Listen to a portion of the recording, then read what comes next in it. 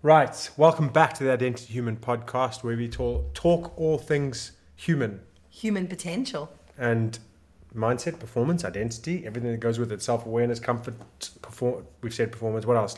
What else can we finish up? Parenting, because it has to do with emotions and mindset. Jobs, because they have to do with emotion and mindset. Personalities, emotion and mindset. Careers and business. Careers, business, family, relationships, all sorts. Because just to sum it up, and I reflected today because I was talking to someone, like, at the end of the day, it's about what's at source. And I want to go what's at source, because if I help you identify what's at source, you can build it up for yourself. Sorry, what were you miming there? I'm just suggesting to Don that he talks a bit more slowly and clearly. No, because you guys can slow it down. That's the beauty of auto recording. No, I'm joking. Yes, so welcome back to another episode. This is episode number 28, if I'm not mistaken. And we've passed the goal of 26.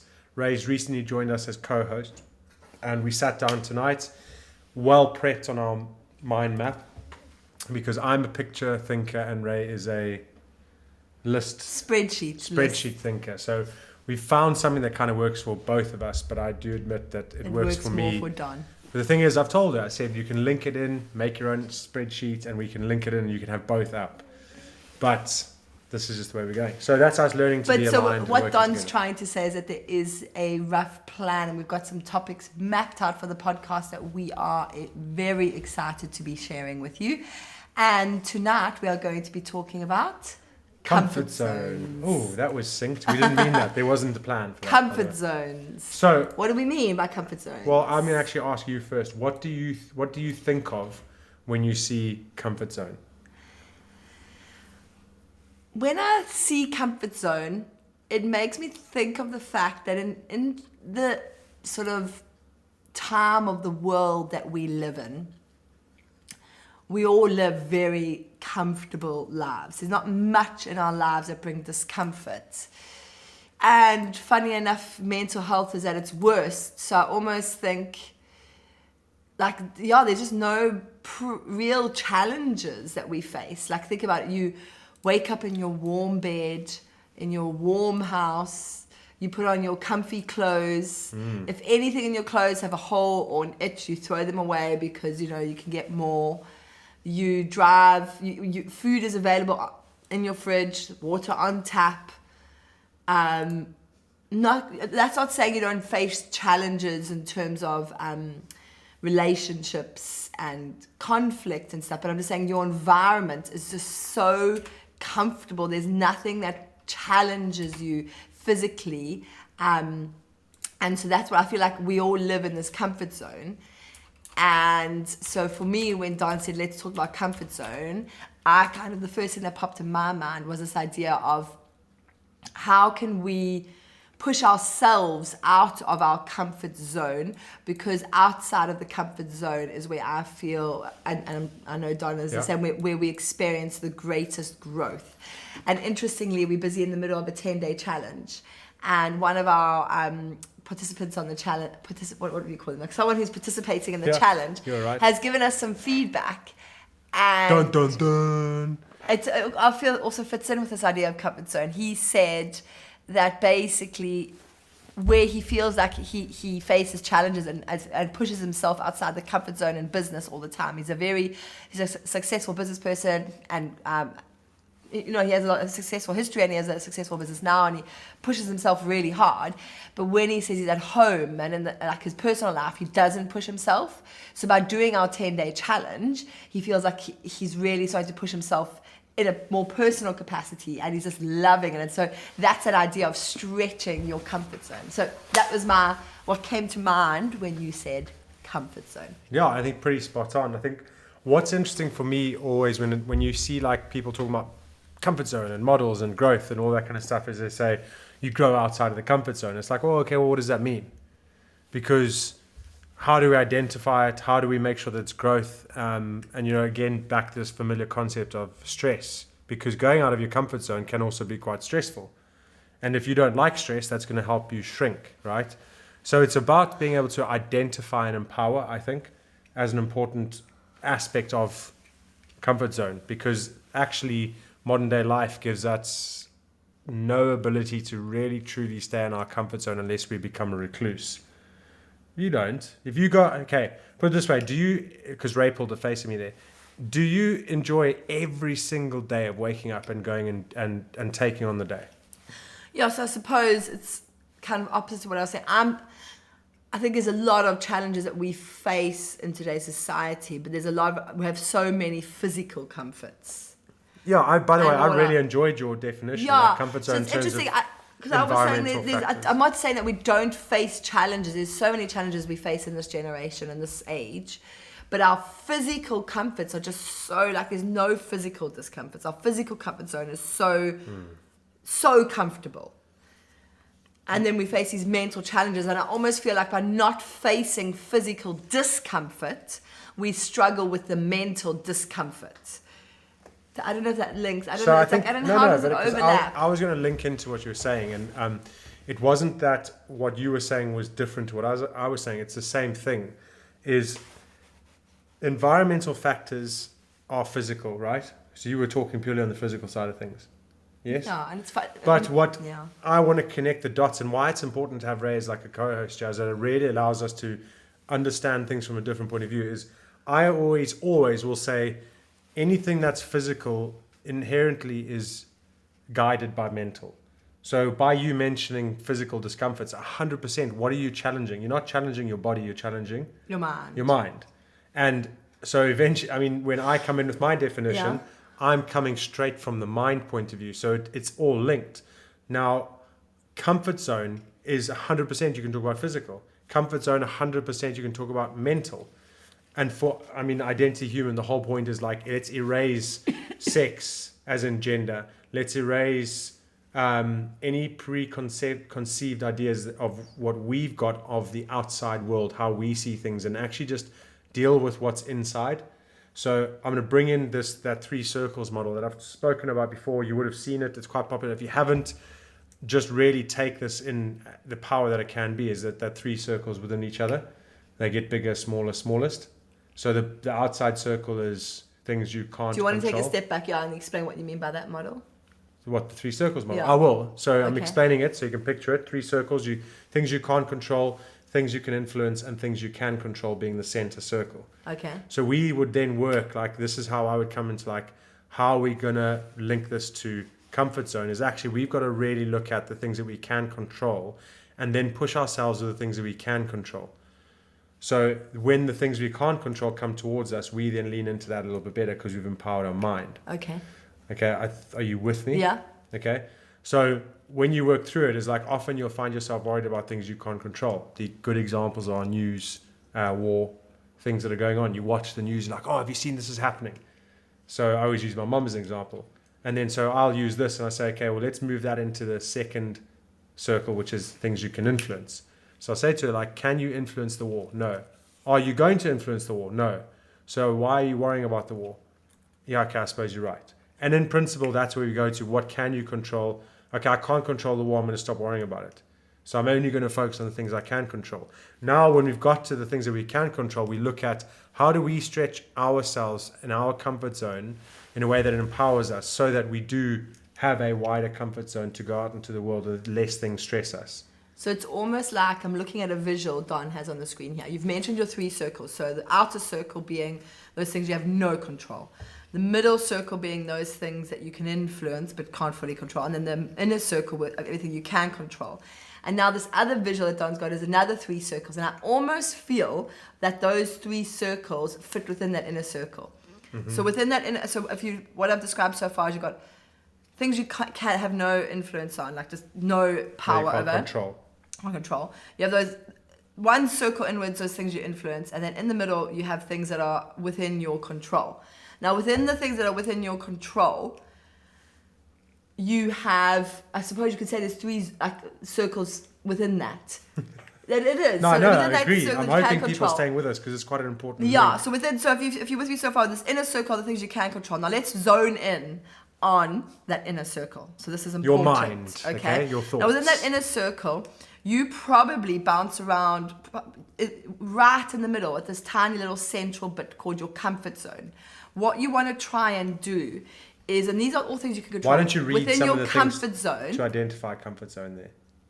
Or were you in a flow? I'll leave you in flow. I'll describe the overall picture, I feel, Okay, and then okay, we can okay. go there. So when you within your comfort zone, which is like, so we talk about within that circle of things you can control, there's 3 layers, like an onion. We're peeling back the layers of an the onion. Let's come up with a better analogy. Okay, so at the core of your onion, No, let's come up with a better analogy.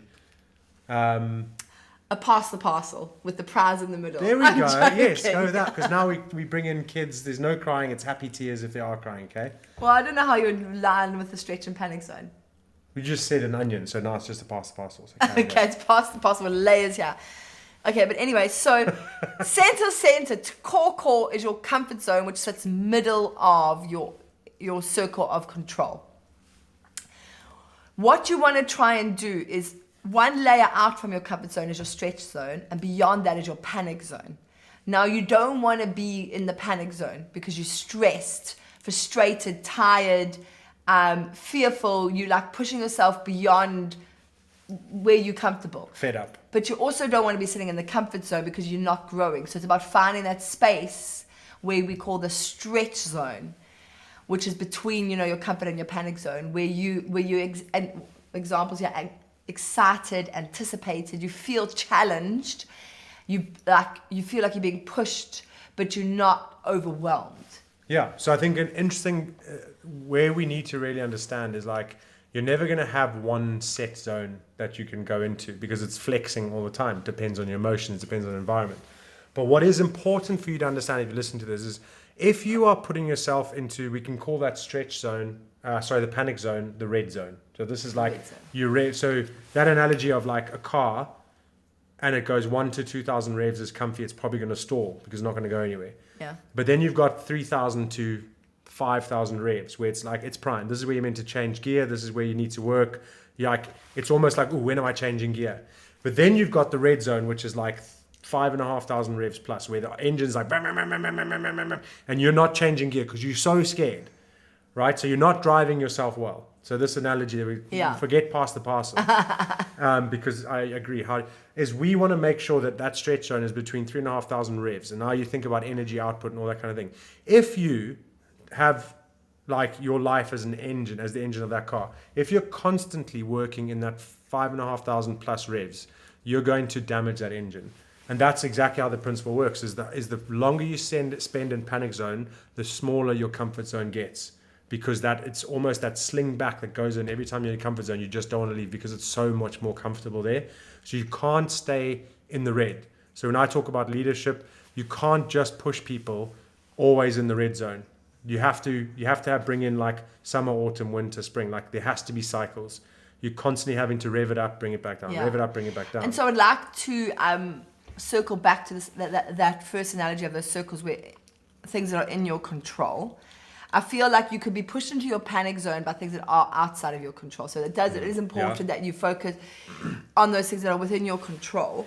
Because if you can play around with using those things that are within your control, and you can play around with pushing yourself into the stretch zone and then coming back to comfort zone and stretch zone and back to comfort zone, it's going to it's like strengthening a muscle, kind of. 100%. Whereas if you have an external factor that you have no control over, pushing you into the stretch and panic zone, then you have no control. Like you'll feel out of control.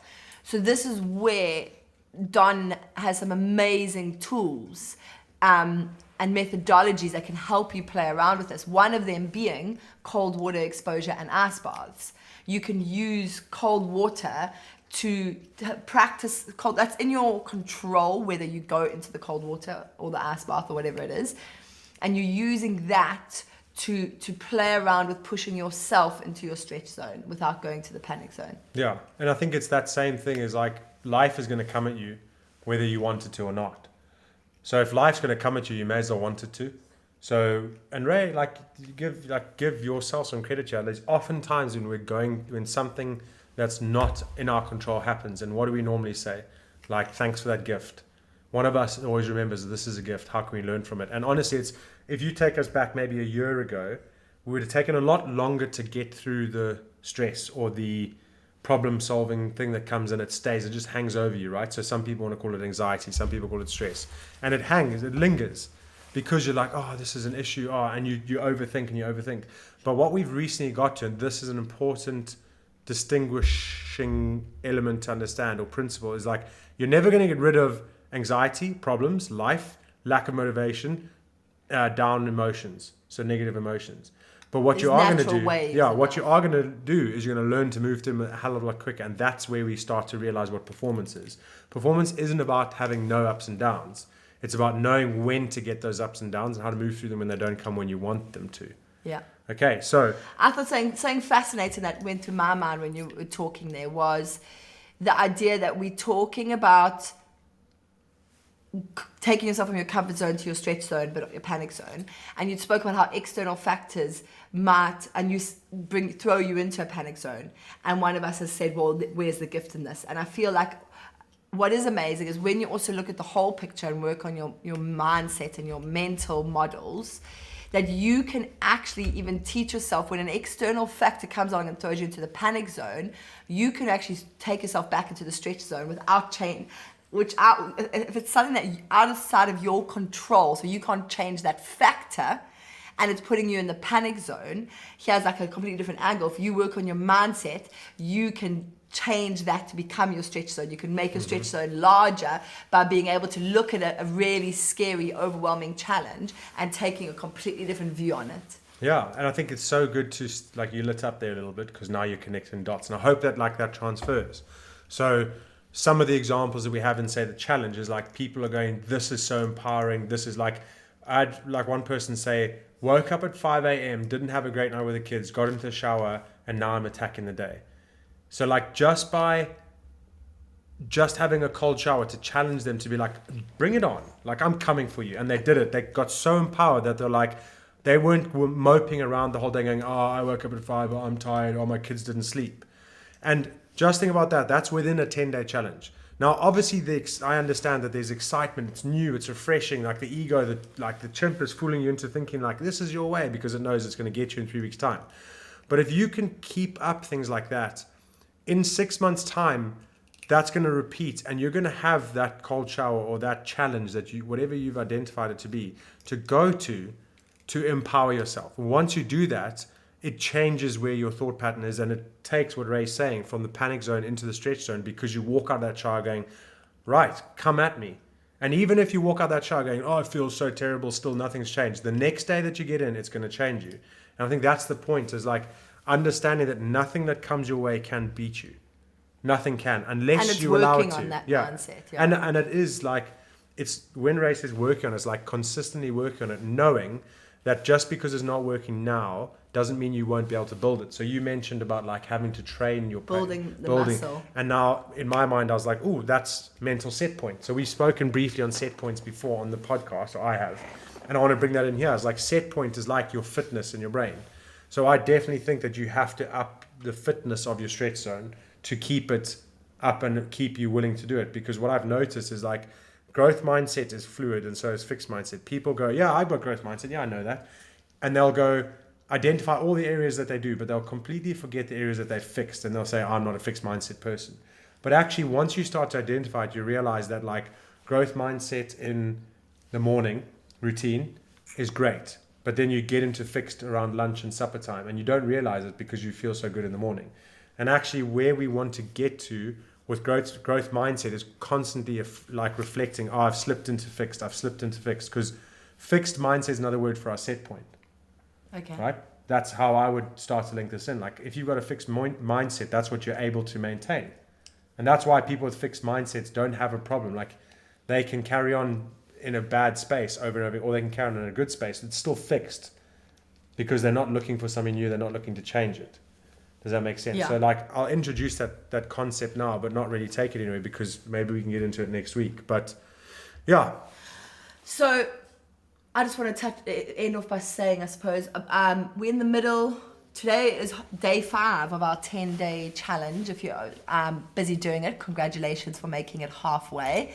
And remember that it is, if you've missed out this time, it is a free 10-day challenge that we will be repeating again in a month or 2. So listen out on the podcast and we'll let you know when the next challenge is coming along. If you're hearing this and it's the 4th of June today, and you're still welcome to join in and do the second half of the challenge. Otherwise, if you've missed the challenge completely, like I said, listen out for the next one. And really, it will help you to begin to build some amazing foundational tools for all these Life. things we've discussed. Life. Yeah, I think genuinely, like I said to Ray after the 4th day, I was like, it's so inspiring seeing people come on here from all walks of life. Like we've got literally parents, we've got someone that's a nurse, we've got business owners that high turnover, like all walks of life, all doing the same thing and all getting something out of it. And for me, that's what Identity Human's trying to do, is like, it doesn't matter if you're a CEO or a mom or a dad or a brother or a sister or a worker or a sportsman. You all come from the same place. We all think we're different, but we're not. And as soon as from source, exactly. And if you recognize that, you can change your circumstances to be whatever it is you want them to be, because someone else has been able to do that. And they don't possess anything that you don't. They just might have to work less at it than you do, because that's the change that you want to make. And that's growth mindset. So it's just, if you're going to compare yourself, understand you're comparing yourself to get a standard that you want to reach, not the standard that you are at. And I think it's like really important to introduce that timeline. Like, we want to get to that comparison, not we are that and we can never be that. Does that make sense? Yeah. We can delve into that one deeper too. I think there's more to delve into, yes. Yeah, there's lots of ones that branch off here. But thank you for listening. We're ending now. Thank you very much. Have a great week, everyone. And if you do get value from this, just send it off to someone else. We're going to slowly start to push this out a little bit more once we find our feet with it, I think. Yes. So, remember, I'll look after... Wait, no, it's my sign. Hold on. I wanted to say, please do subscribe and share. Okay, you go. That's what I wanted to say. Don was saying, please share it to people, etc. But what really helps, if you enjoy this podcast, I want to help us spread, kind of the word and everything we're trying to help with. It really makes a big difference to us if you can subscribe and share and get others to subscribe, because the more subscribers we have and reviews, maybe we can pop a link to do a review sometime. Because reviews and subscriptions, obviously it's free to subscribe, just really make a difference to how it gets pushed out to other people. So thank you. If anything you can do is greatly appreciated. Thanks, everyone. I'll look after me for you. You look after you for me. Remember, Ubuntu, we are who we are through others. All right, have a great week. We'll see you on the other side.